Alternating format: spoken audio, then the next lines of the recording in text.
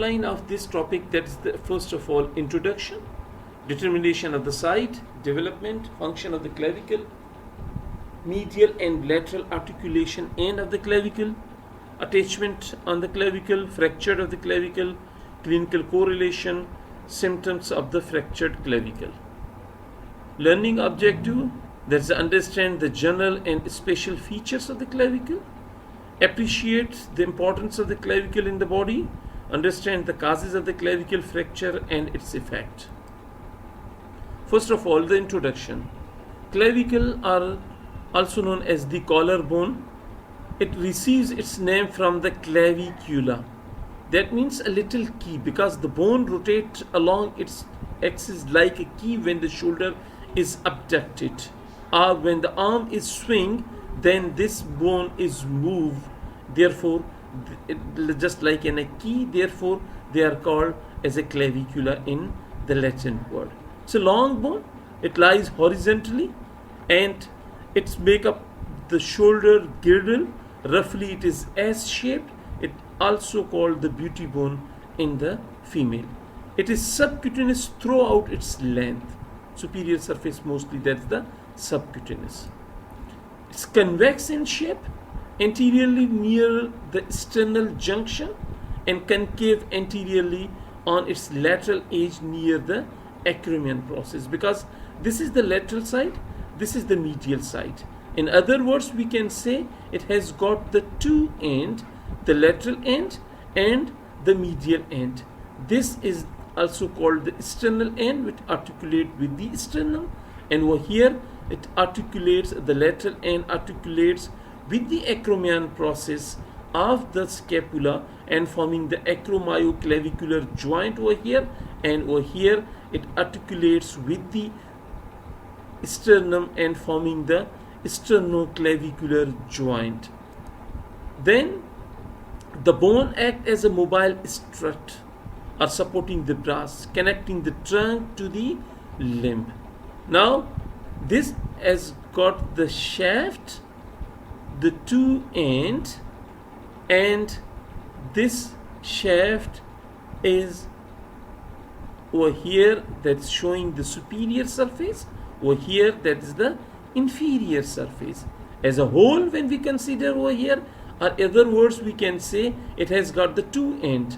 One is acromial and another is the sternal, or you can say the medial and the lateral end. As a whole, we can say it is a superior border and it is a inferior border. The shaft has got the superior surface as a whole and the inferior surface as a whole. Then it connects the arm to the body. You can see this is the arm. It connects the arms to the body or the trunk, located directly above the first rib. This is the first rib, and it is just present above the first rib, has rounded medial end and a flattened lateral end. Medially, it articulates with the manubrium of the sternoclavicular joint. This is the manubrium of the sternum. On the manubrium portions, there were here at this side, there is an articular facet, and that articular facet for the articulation of the clavicle and forming the sternoclavicular joint or manubro-sternal joint, other words you can say. Laterally, it articulates with the acromion process of the scapula and forming the acromioclavicular joint. Now, acromioclavicular joint over here.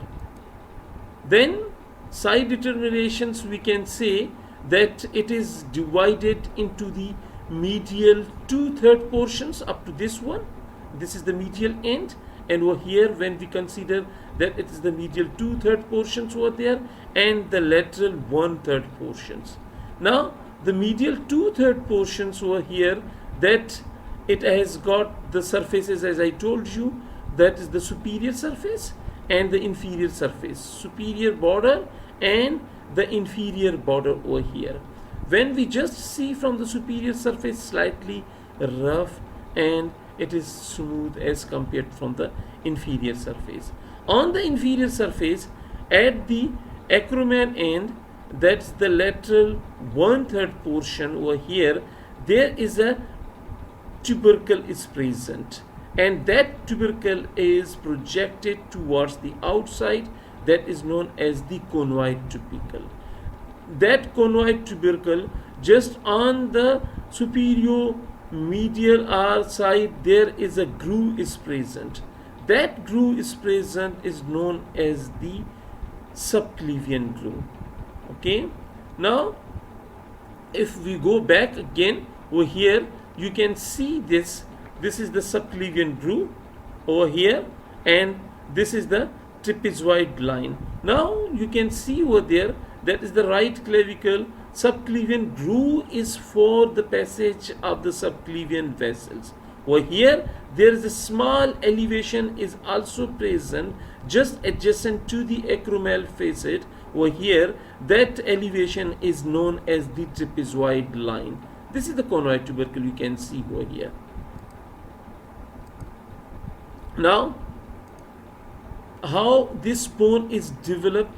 First of all, I can say that the bone which develops with this is the only bone which develops with the two primary center, and these two primary center for the shaft, and first bone to begin the process of ossification during the development of the embryo. That's the 5th and 6th week of the gestation, and one of the last bone to finish the ossification, and that is the maturity or ossification period 21 to 25 years of the age.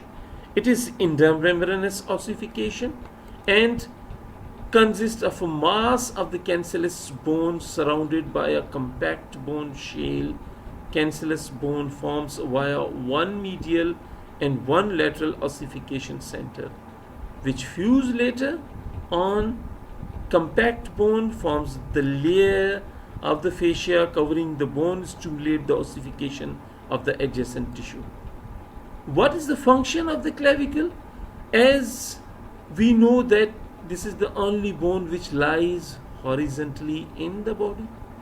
Obviously, it transmits the physical impact from the upper limb to the axial skeleton, or it transmitting the weight from the arm towards the sternum, covers the cervico-axillary canal through which the several important structures pass. Cervico-axillary canal, it's actually a canal from the cervical margin or the neck margins. From the cervical or the neck margins, the structure, that is the vessels and nerves which is passing from the head and neck portions towards the upper limb or towards the axillary side, there is a small canal is forming over there, and from that canal the different structure is passing over here, and that clavicle which just protect this canal or just protect the structure which is passing from the cervico-axillary canal.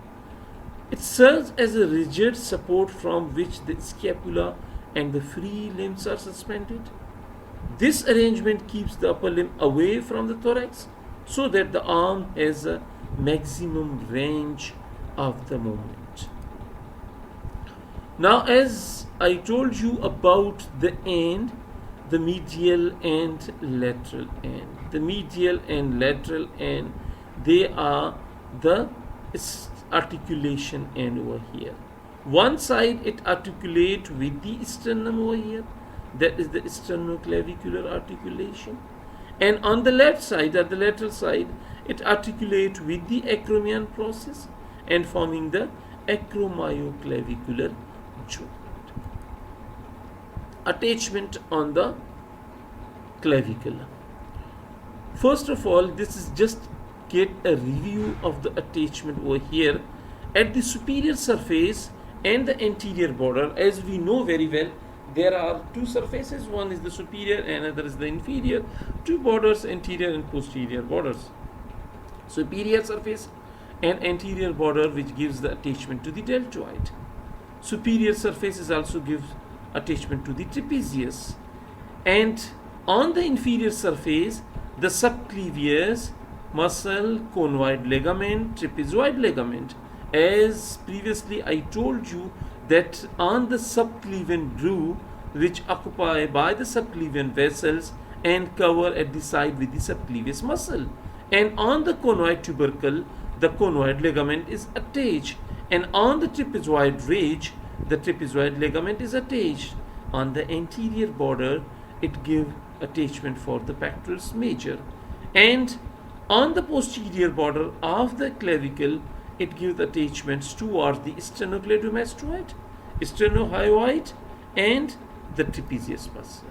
Now you can see over here that the trapezius muscle is attached over there, and the deltoid is attached, sternomastoid, and the pectoralis major. Now at the clavicular side over there, at the scapular side, that which is forming the joint, as I told you, that is the clavicular joint or acromioclavicular joint, and obviously we know that the joint which needs the ligaments, attachment for the ligament. Over here you can see the coracoclavicular ligament is attached over there, and the costoclavicular ligament for the ribs over there. Apart from that you can see one common ligament, that is the capsular ligament. The capsular ligament is present on the surrounding of the joint over there. Over here you can see the acromioclavicular joint is forming with the acromion process over here, which also gives the attachment of the capsule of the acromioclavicular joint, and over here which is attached with the sternum, which is giving the sternoclavicular capsule of the joint over here. Now you can see the costoclavicular ligament, as this costoclavicular ligament, costi means the ribs, clavicle regarding to the clavicle. Now this is the inferior surface. At the inferior surface, the first rib is present, that is known as the costi, and over here it is attached or give a little bit attachment with the ligament, that's the costoclavicular ligament. Now over here again the coracoclavicular ligament. Coracoclavicular ligament, as I told you, there are two processes of the scapula. One is the acromion process and another is the coracoid process, and over here this end is also in relation with the coracoid process of the scapula. Over here when the clavicle is attached with the scapula, obviously it needs the ligament, and that ligament which attach over here, that we have called the coracoclavicular ligament. Now you can see over here that is the deltoid, which is attached towards the anterior surface or superior surface and the anterior border over here, and the pectoralis major you can see from the superior surface and the anterior border over here, which is giving the attachments over there. Now what are the clinical manifestations of the clavicle? Clavicle fracture involves approximately 5% of all fracture seen in hospital emergency admissions. Clavicles are the most commonly broken bone in the human body. It is most often fractured in the middle third of its length. Children and infants are particularly prone to it. You can see over here that the fracture of the clavicle, that is the mid shaft fracture of the clavicle, which is the oblique in nature. Now in the X-ray you can see over here, this is the displacement of the fragment over here on the mid shaft. Again you can see over there, that's not the displacement completely, but it's just bend, or the fractures occur from the superior border only of the clavicle over here. Now how the fracture is occur? When the person is fall on outstretched arm, and the person is fall, he or she just support the arm on the ground, the pressure which apply towards the upper limb, and that pressure reach toward the clavicle, and the clavicle become fractured. At the junction of the medial and lateral curvature, it's more common. Most break occur approximately in the middle of the clavicle, because it's supplying, or the weight is just transmit from the lateral towards the medial, because we know that the upper limb is just transmitting whole of its weight through the clavicle to the trunk. Therefore, when the pressure is occur into the upper limb, it just pressurizes the mid portion of the clavicle, which does not bear the weight or sudden or jerk of the clavicle, and the clavicle become fractured. Medial end is lifted upward by the pull of the sternocleidomastoid muscle. Lateral end is pulled downward by the weight of the arm and effect of the gravity. What will be the symptoms of the fractured clavicle? Obviously, the pain, particularly with the upper extremity movement. Swelling is also occur over there. That's the most common symptoms over there. Referred pain sometimes may be felt by the persons, dull to extreme achy in and around the clavicle area, including the surrounding muscles, because the surrounding muscles get spasm into that due to the pullness of the muscles. Therefore, the muscles can feel the pain over here. Then, what is the treatment of this fracture of the clavicle? The treatment, there are two common treatment overall the world. One is applying the figure of 8 sling over here. Figure of 8 sling and cuff and collar sling we can apply over here. That is the supporting of the cuff and collar sling over here, and that is the figure of 8 we can treat it.